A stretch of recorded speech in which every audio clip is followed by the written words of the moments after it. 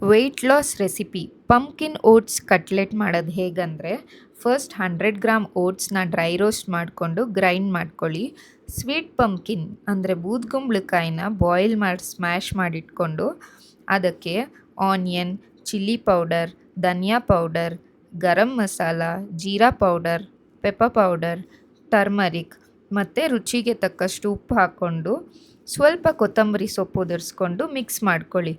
ಇನ್ನೂ ಸ್ವಲ್ಪ ನೀರು ಬೇಕಂದರೆ ಇದಕ್ಕೆ ಕುಂಬಳಕಾಯಿ ಬೇಯಿಸಿರೋ ನೀರೇ ಹಾಕಿದ್ದೀನಿ ನಾನು.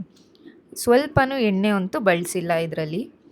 ಕೈನ ಸ್ವಲ್ಪ ನೀರು ಮಾಡಿಕೊಂಡು ಕಟ್ಲೆಟ್ ಶೇಪಲ್ಲಿ ತಟ್ಟಿ ತವಾ ಮೇಲೆ ಕವರ್ ಮಾಡಿ ಲೋ ಫ್ಲೇಮಲ್ಲಿ ಬೇಯಿಸ್ಕೊಂಡ್ರೆ ಆಯಿತು. Weight loss pumpkin cutlet ready to eat. ಇದೇ ಥರ ಹೆಲ್ದಿ ರೆಸಿಪೀಸ್ ಬೇಕಂದರೆ please like, share and subscribe for my YouTube channel and Instagram ID. Thank you.